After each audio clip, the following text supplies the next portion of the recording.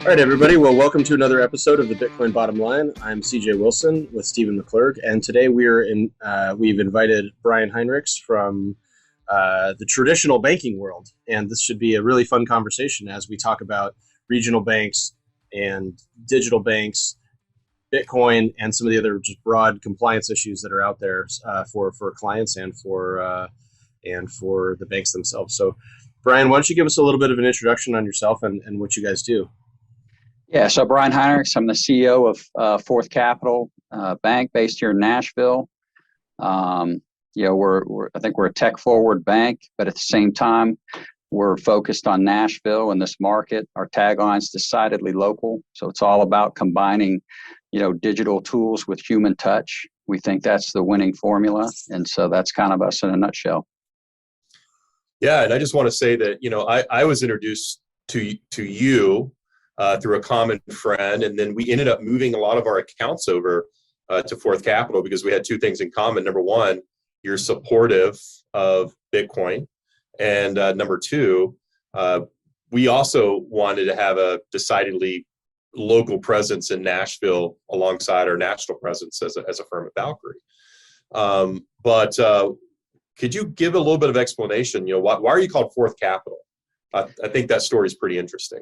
Yeah, so we're called Fourth Capital because, for one, Nashville was the fourth capital of Tennessee.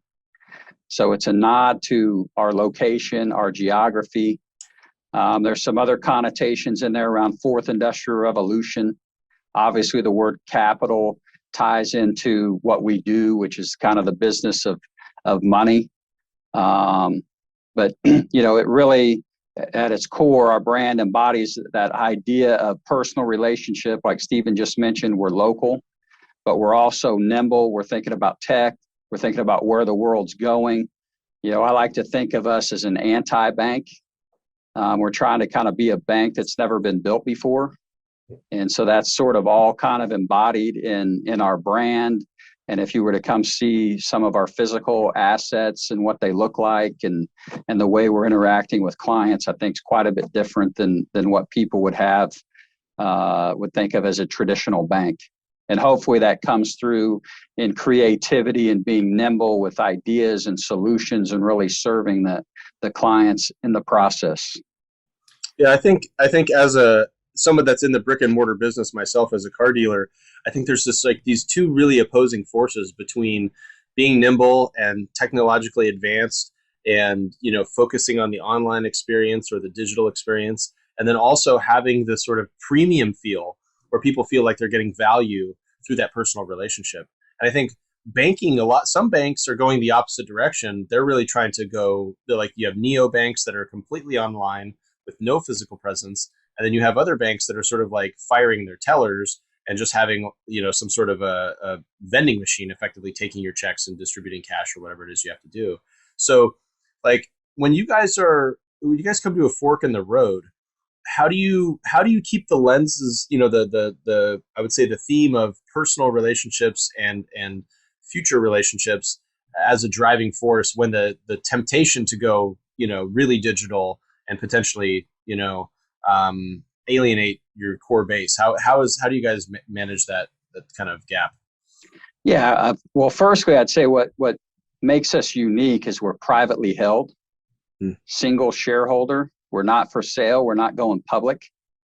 So, if you take away sort of that quarterly pressure of earnings, stock price, that manipulation that goes into, we got to get 2 more cents on our EPS or our stock price is going to fall, but we don't want to get 10 cents because then it's going to go up too much and it's going to set expectations for the future. I mean, if you take away kind of all that man-made nonsense is what I like to call it, and we can sit in here and make what we think are the right long-term decisions, then we're not thinking about, we've got to cut tellers or close locations because our efficiency ratio needs it to be improved.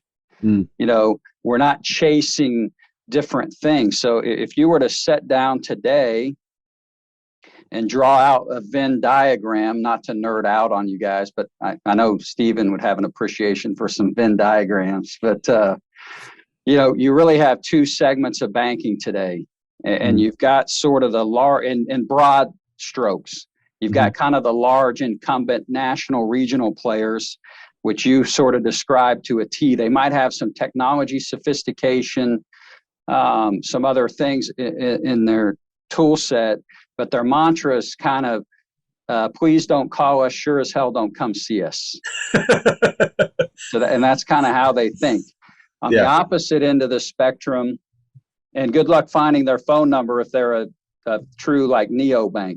But anyway, on the opposite end of the spectrum, you have kind of the community bank player who probably has that relationship and maybe some of that personal connection, but they don't necessarily have the sophistication, the talent, the ownership structure to afford the investment and kind of that long-term view around technology and best in breed and all of those things that are happening. So, we like to think of, if you took those two kind of sides of that Venn diagram and overlap them, we think we sit where that piece overlaps, and very few other people are doing that.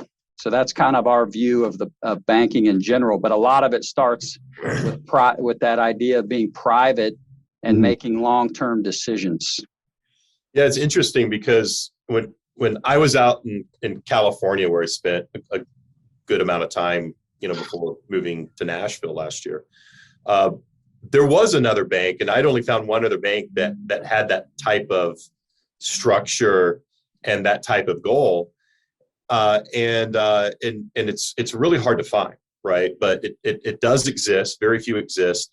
But this particular bank was very tech forward, but also very relationship driven too. And it's a great combination if you can get it.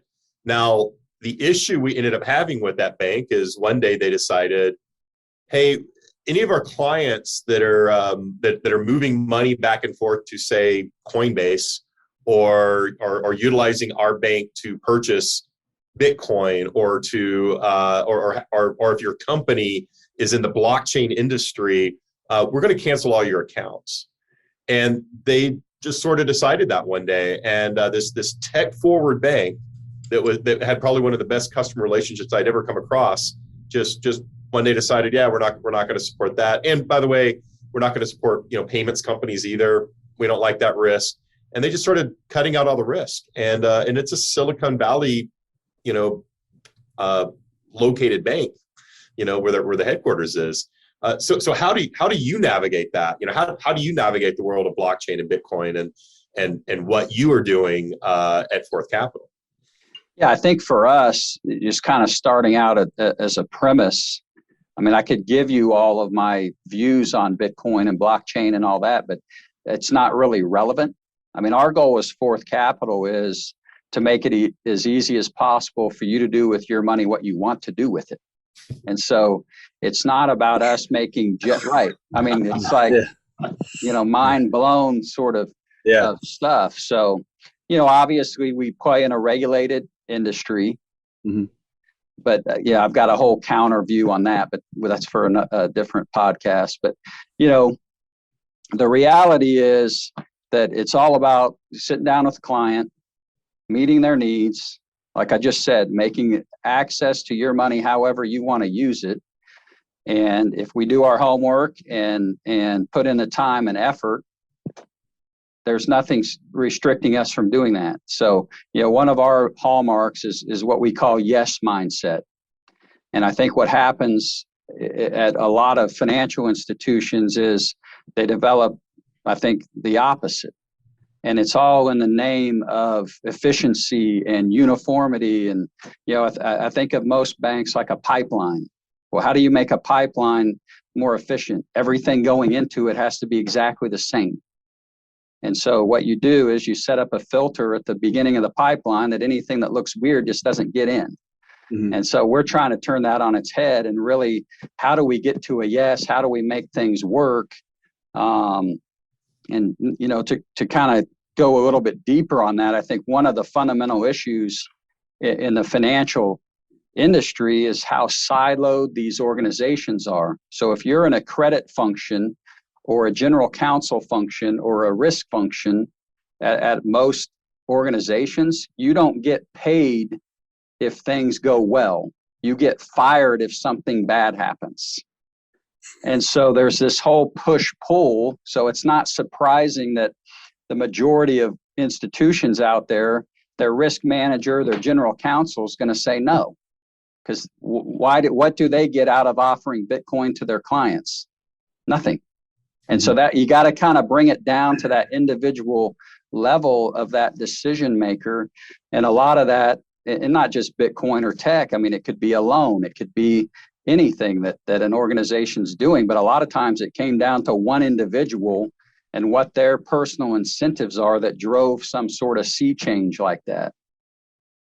Well, that's what's really interesting, because as you were talking, going off Steven's commentary, the thing that I was thinking was, in a lot of ways, the traditional banks have been creating orphans of their clients, right? The bank is sort of the protector or the parent in a lot of ways. It's where we house things. It's like this physical representation of our future in a lot of ways, because we're getting loans, we're paying money back, we're seeing something build, we have a savings account, something like that. It's a very traditional aspect of that.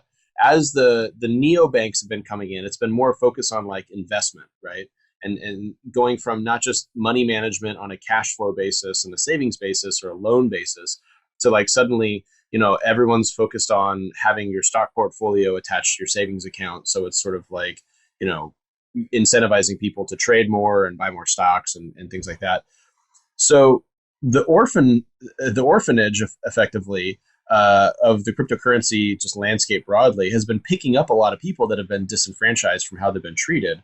And so people were like, oh, well, I'm just going to go outside the system completely.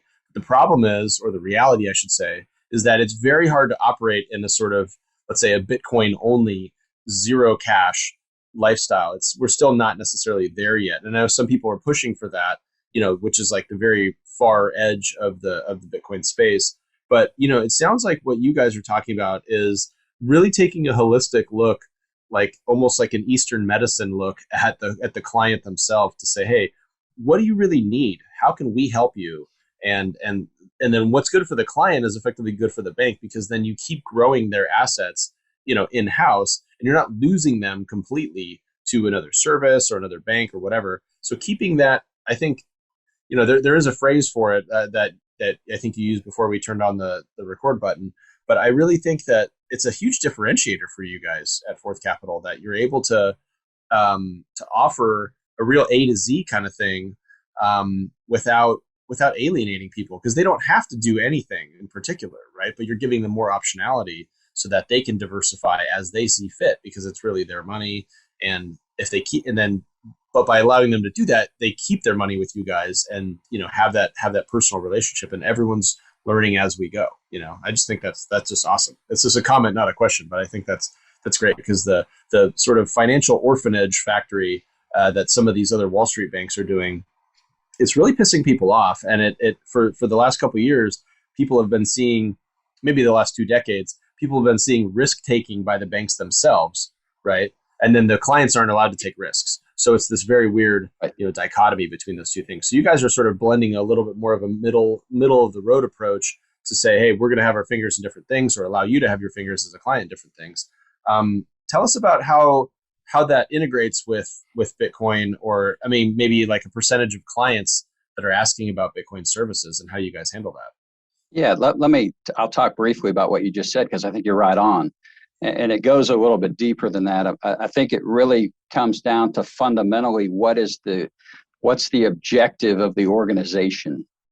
And all of those things you mentioned of like a traditional or larger bank, or even the neobanks, they've all sort of started from the premise, or operate from the premise of how do we make money?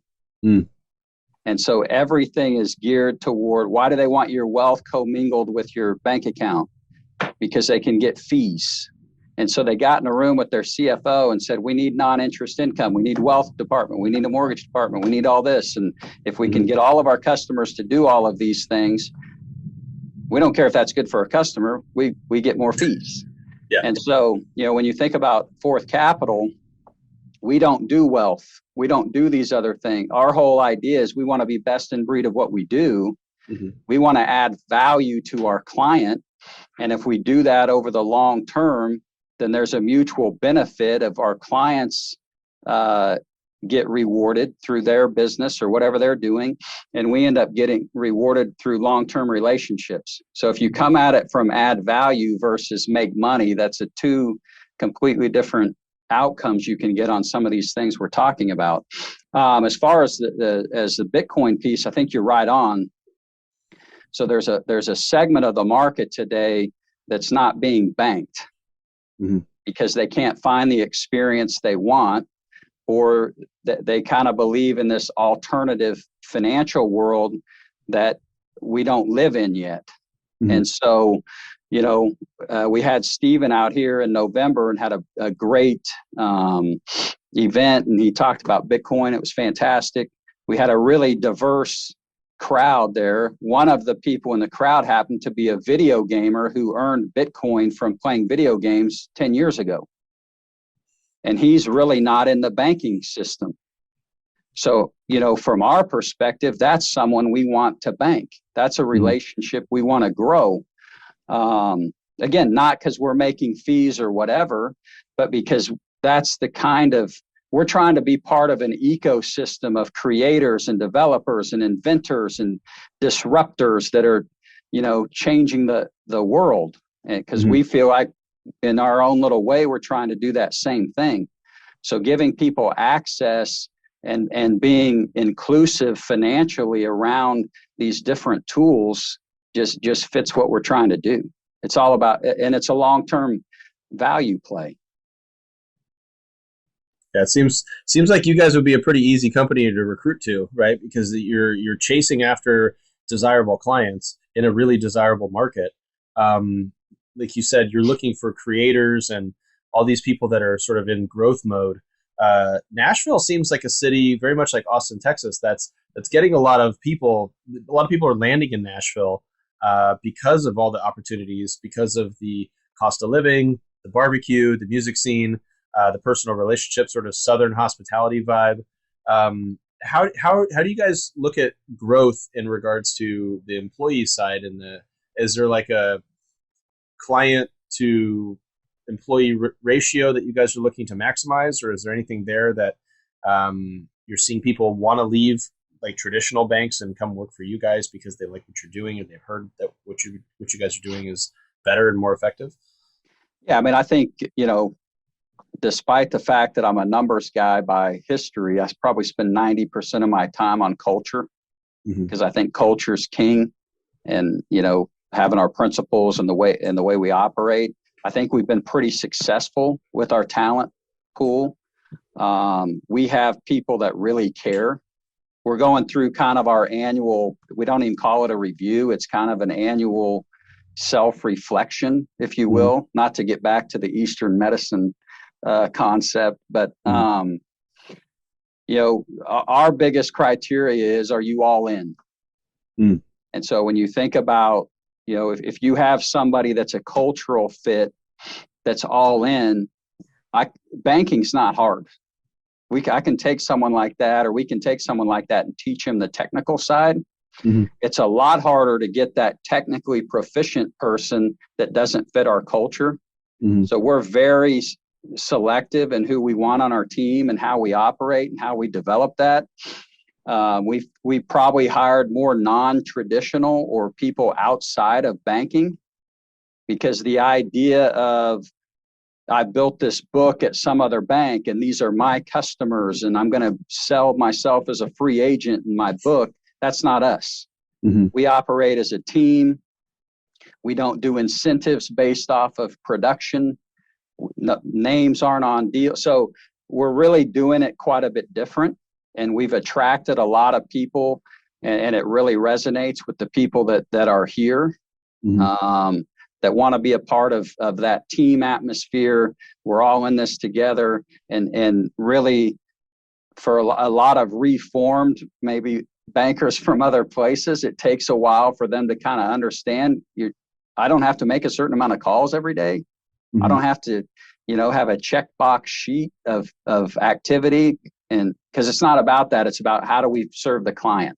And so would love to add more. If they fit our culture, we'll hire essentially an unlimited amount. that's kind of how we look at it, because it's all about growth and long term, more so than metrics. So tell me why, and I've got my own reasons, but from what you're seeing right now, why is Nashville an attractive place for people to relocate, for people to land? The last U-Haul report I saw, Tennessee took out Texas and Florida for most U-Hauls going into the state. And Tennessee isn't as big as Texas and Florida. What do you think the appeal of Nashville is? What's going on? Because you've got clients across the board. Yep. You're one of the biggest banks in town. So what's happening here? What's the draw? Yeah, I think there's a lot of draws. I'll go first, and then obviously you moved here as well. Having lived Chicago, New York, some other places, I think the idea of being in a city that has all of the trappings, entertainment, restaurants, opportunities that you might get in a larger city, educational and enrichment opportunities for families and kids in kind of a naturally beautiful setting, pretty good weather, no state income tax, high quality of life, relative to maybe what Nashville was a few years ago, short commute times. If you're coming from, I think people that have been here a long time, obviously the commutes are longer here than they used to be. But if you're coming from San Francisco, LA, Chicago, New York, it's not uncommon here to be able to find an acre lot that's 15 minutes from downtown in various neighborhoods, or within a half an hour, 45 minutes, you could be on acreage that's basically living in a forest. And so, when you take that and then combine that with, I think what people have recognized, whether that's some of the other companies that have moved here, like an Alliance Bernstein or the Amazons or the Oracles of the world, is you also have kind of this fresh thinking around creativity, not just in the music segment, but there's a whole vibe here around entrepreneurship, creativity. How do we make something new? And you almost have to spend some time here to get a sense of that energy and that drive of meeting people that are doing all sorts of interesting things. So just to be a part of that in a great place to live for a family I don't think you can beat that combination. Yeah, I lived in Austin 20 years ago, and there was certainly a creative energy there. And tech was just about to start booming. A lot of entertainment was coming there from LA, and it wasn't just music. Austin was really the music capital 20 years ago.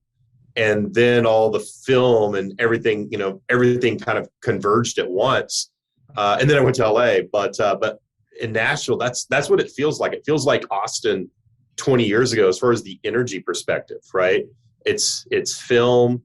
I've met a few people that produce commercials. Obviously, it is the music capital right now of the U.S. and probably beyond. And of course, like you said, tech is booming here, and financial services are moving in. So it really is quite interesting. Which really brings the next point. I've also started recently meeting a lot of people that are blockchain entrepreneurs. Here. And it's very recent. These people have moved from places like Chicago, New York, LA, San Francisco, even Austin in the last 3 months. And when I came here a year ago, there were probably 3 of us. And now there are about a dozen companies that are pretty early stage that have moved their headquarters here. Yeah, I think it's Nashville is sort of, I think there's space for new ideas. And, if you think about like when I worked in New York or whatever, if you went to a bar after work, it's 95% Wall Street bond trader equity. And so, and that may sound a little weird, but there's really no space there for kind of alternative or new. They're all sort of in the same game, and they're getting enriched off of playing the game that exists today. Mm-hmm. And I think Nashville, there's sort of this vibe around, and maybe it's a little bit of a chip on the shoulder or whatever, but there's this little bit of vibe of we want to change the world, whether that's through arts or, the healthcare tech's big, or Bitcoin, or, some of the banking segment. And so it's just a different energy and mentality than how do I join the club that already exists versus how do I make a new club? Right. Well, I think that the way I look at it, and I try to relate it to people because I've lived all over the country with my baseball travels and stuff like that. And there's certain cities that have so much energy because it's kind of like a lava vent in the ocean, right? Eventually there's all this energy, this heat that comes, and it comes up and forms effectively like what looks like a moonscape, right? It's like black and it looks like nothing can grow there. And then suddenly these things just start germinating, right? Because the heat and the sort of freshness of everything. And you see, then there's like a lushness that happens as a result of that. But there's a lag time where there's the foundation that gets built, whether that's a grid network or a sort of a university or some sort of like energy that you can kind of build a scaffolding around. And then you have these people latching onto that because they see the opportunity and they see the wide open spaces. And they're like, wow, I can move out of a city and into a space where my mind can sort of spread out a little bit. And instead of wasting 3 hours a day on the train or in traffic, I can spend 3 more hours on the quality of life. And the result of like that drive to succeed and the quality of life going up is very attractive. And then what happens is you get the kinetic energy of everybody kind of recompressing, moving in, and you get these very interesting sort of like cultural evolutions that happen because that one influence that everything started under suddenly doesn't change. It still stays there as like a pillar of the community or a pillar of the culture. But then you have these other opportunities that pop up because people like that original thing. And then other things pop up. And then there's a sort of, I think, like a critical mass that happens. And I think we're seeing that in Nashville right now, like Steven said, with U-Hauls and people are leaving places like California. I live in California. People are leaving. And the question is like, where would you want to live? And what are the factors? And you just listed a bunch of the factors why people would like to move to Nashville. And the fact that there are premium services that grow as a result of the freedom, because there's still companies that are small enough to remain private. I think that's like a very key differentiator with what you're talking about with what you guys do. So it's cool that you guys are in a way contributing to that economical cycle of attractiveness and the sort of magnetism that happens. But I like to think of that like that lava flow of creativity. Like you never know what's going to happen, right? Because it's like this, but it starts black and it starts, really like dangerous in a way because it's so spread out or so wide open. And then you have grass and trees and fruits and birds and all this other stuff that sort of like pops up out of nowhere because people eventually just sort of stay contained in that ecosystem. And as they stay contained, but they have outside influence, it sort of forces a faster evolution and a growth cycle. And it's super cool to see that from the outside because everybody that I know that's moved to Nashville is like, move to Nashville, whereas people that have moved to Austin are like, don't move to Austin. We've got enough, so it still seems like there's room on the ark. There's still room room in the pews of the Nashville church, so to speak. But that's really cool. Cause I think from a growth standpoint, banking is really one of the few things that everybody needs, right? Like not everybody needs country music. Not everybody needs live entertainment. Not everybody needs brisket. I mean, I need brisket. Yep. But burn ends. But, yeah, there you go. But everybody, especially successful people that are growing, they need someone that has empathy towards the thing that they're trying to do. You have startup companies, you have people that have maybe sold a company and relocated, and now they're starting their second company or they're starting their new venture or they're trying to expand.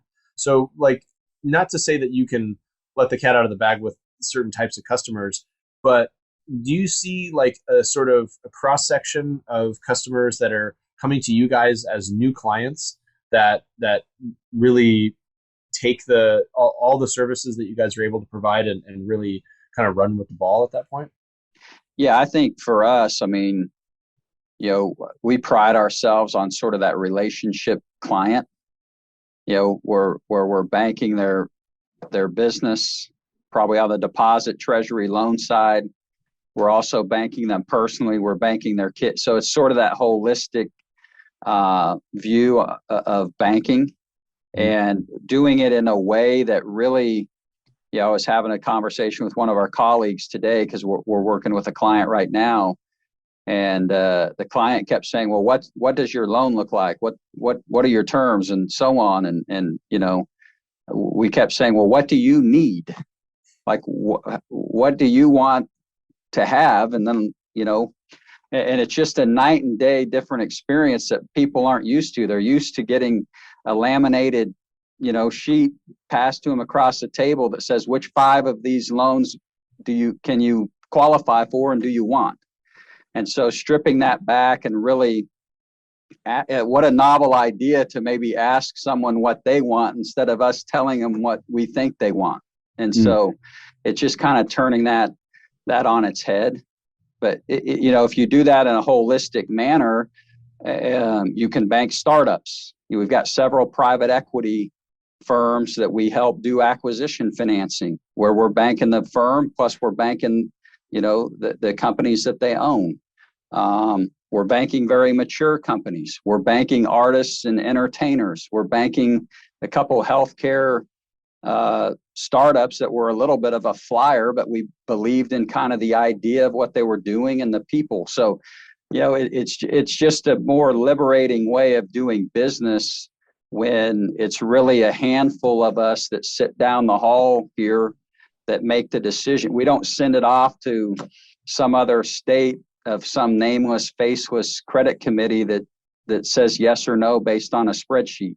And so bringing that human component into it changes the game completely. And that's the secret sauce is getting away from the formula and bringing in the human element. At the end of the day, it's a people business. Banking is. It's not hard. I mean, Wall Street forever has tried to convince everybody that all of this financial stuff is hard. It really isn't. Some of the nomenclature is. There's a great line in Michael Lewis is one of my favorite authors. And in Boomerang, the book he wrote a few years ago, he says, and I'm paraphrasing, but Wall Street started as a place to help people and small businesses. And what it is now is a bunch of financial geniuses ripping people off. And so we're trying to get back to what Wall Street was back in the day, but maybe have some of that sophistication to bring some of those tools to it, but in a human way that best serves the client. Yeah, it's interesting because we both come from a capital markets background, and I love to. I think we like talking about the glory days, when we get together, because there aren't too many people yet here in Nashville that have that background. But based on that, based on what you're seeing today in banking, what you saw in capital markets before. Let's talk about Bitcoin for a moment, and I'm going to ask you this question. Last time we did something together live, you asked me this question. Now I'm going to ask you, where do you see Bitcoin going? What do you think the adoption is going to be? What do you think it's going to be used for? And how do you see it being integrated in our normal lives, or even in banks? Yeah, I think, obviously you guys are the experts. I think short term, which is kind of where we're playing today, giving our clients the ability to buy and sell Bitcoin right from their bank account. I think it's seen more of as an investment class. However, people ask me this all the time, well, is it a currency? Well, yeah, I think it is. If you buy, you may have investments in euros, for example. That doesn't necessarily mean I'm flying to Europe to buy stuff in euros. It may mean that I want to diversify exposure into different currencies or different asset classes or whatever. So, I think you have, just like you do in a lot of different tech scenarios, you've got your very early adopters. Those people already buying and selling Bitcoin with, items with Bitcoin today. You've got sort of that next wave, which is probably where we're kind of going to sit right now, which is people that are saying, I want to have some exposure to it. I want to play in it. Let's sort of see how it goes. I certainly see a world where blockchain and the technology gets used in multiple places. I was having a conversation today at a real estate luncheon with somebody that's exploring the idea of how do we use blockchain for real estate transactions and the potentially use digital currency in closing those or whatever. So I think there's a future for it. I think eventually, it's going to take time. I think we have to see some of the volatility come out of it in order for it to be, a legitimate first tier currency, if you will, at some point. However, I mean, I think the S&P 500 has the same volatility right now as Bitcoin, but that's another conversation. But I think it's here, it's real. We'll see the timing and the evolution of where it goes. But going back to what I said at the beginning, none of that really is relevant from a Fourth Capital perspective, because my role and our role as a bank is to make it as easy as possible for you to use your money, whether that's cash or Bitcoin or however you define money as an individual. Our job is to make it as easy as possible for you to use your own resources. And so that's really our goal and how we're going to play in it going forward. So one question I have, because I'm with you a lot. My mom was in the realty space, and I feel like the transactional realty business in general is like super murky, lots of paperwork, lots of waste, and lots of friction and time spent.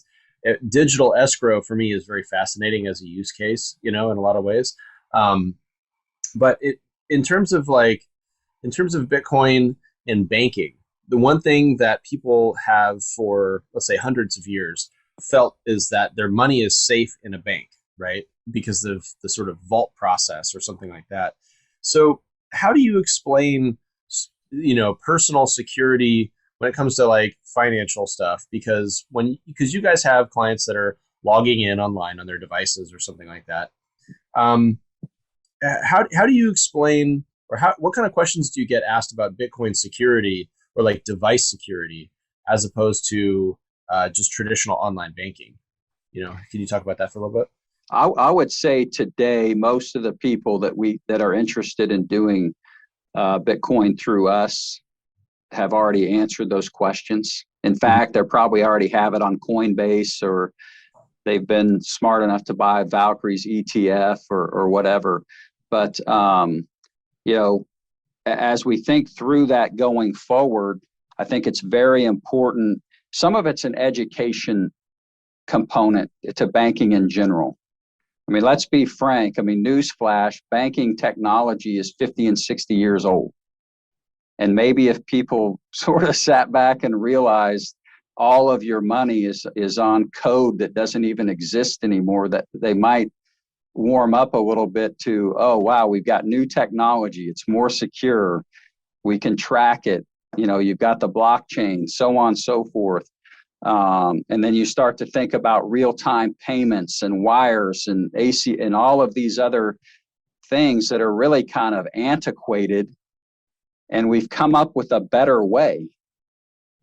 And so, some of that education, and that's one of the reasons, I think having Steven out and having some of these conversations in front of our clients, it's a collective education process to say, let's evolve.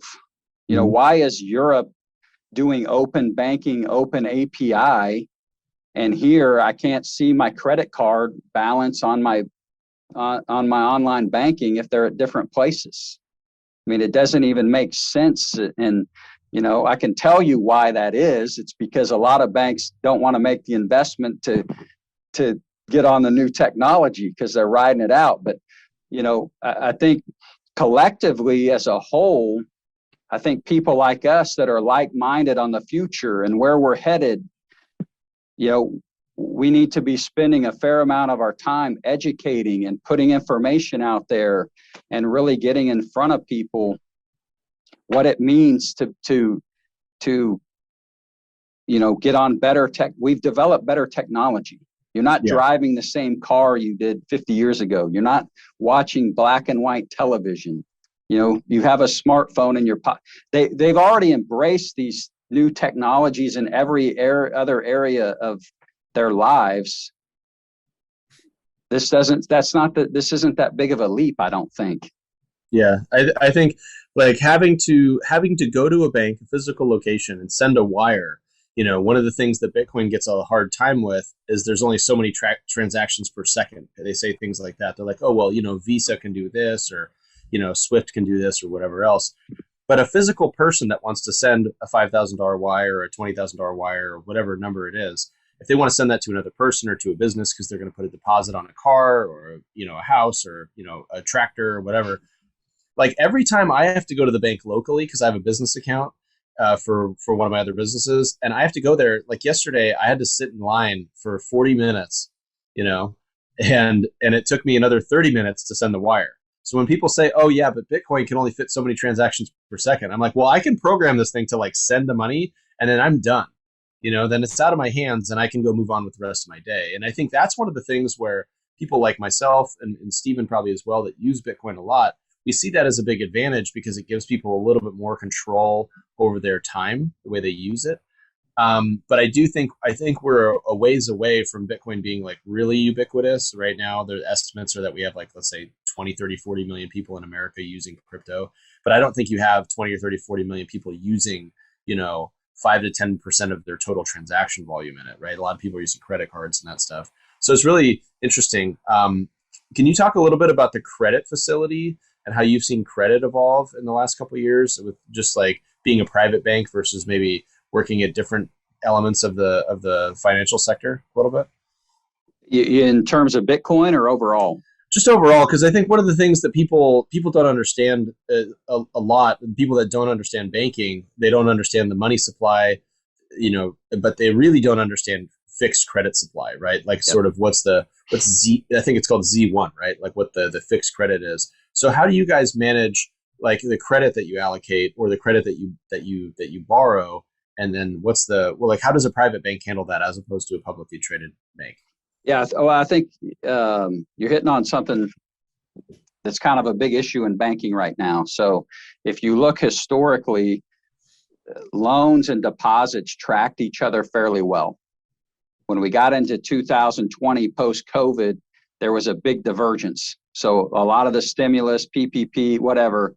So now the market's flooded with deposits. Loan growth overall in the banking system has essentially been flat. So if you look today, the average loan to deposit ratio of the banking system in general is 57%, roughly. We're at 90. And so, I think we have a different approach. We're growing. I don't want to call it aggressive. I like to call it creative. What you're going to see, and I think this will be interesting because I think it does have some application into the digital currency space. A lot of banks, and if you've looked at any of their recent comments, because it's earnings season, they're wanting to shed deposits. They don't ever come out and say that, but it's more fees. The Fed's going to raise rates. They're not going to adjust their interest rates. So they're trying to rationalize their balance sheet between loans and deposits in the name of efficiency ratio, which also means they're cutting staff. The article the other day on Bloomberg, record number of bank closings. So again, we don't really play in that world because we don't answer to someone, on our March 31 results. So I think the idea for us is to be consistent in the market at all times. Our vision in short is if it makes sense, let's do it. And I think other folks, it's sort of this hot and cold, where's our loan to deposit ratio? What do we like? What do we not like? And they're constantly sort of manipulating and changing their rates and their credit boxes to kind of fit fit where they're at, and we just don't think that way. Yeah, that's cool, because as an entrepreneur, it's very hard, especially as a startup guy. It's very hard to get somebody that, you can take some of your success in one arena and then apply it to another one, and then have a sort of rational approach to the whole thing at the same time. It's one of the really big challenges is when you're running a business and you decide to start a new one. How does the new business benefit? I guess it benefits when you have a relationship with somebody like Fourth Capital, where you're able to take a look at how you've done on the first one or the second one, and here you are again. And then how do you provide those best in class services? So stay private and stay servicing, because that's really, I think, you're obviously taking really good care of your clients. So I think that's commendable. I like that. I like the private approach. I think it's more direct, and it's more pure. But it's difficult. It's a difficult road. So, yeah. Well, great. Well, look, Brian, it was great having you. I really, really appreciate your time. We thank you for coming on the show. We're going to wrap up Bitcoin Bottom Line today, but Brian Heinrichs, thanks so much. Thanks for having me, guys. It's a lot of fun. I appreciate the soft recruitment, the Nashville thing. Steven keeps pushing for this. I have a couple people tugging me out of California, so this is just another reason for me to explore the other possibilities. So thanks for your time, Brian. You won't regret it. I love it. All right. Well, thanks everybody for joining us on the Bitcoin Bottom Line. This is C.J. Wilson for Steven McClurg and Brian Heinrichs. And remember, everything we've discussed today is not financial advice. Make sure you do your own research and, stay careful out there.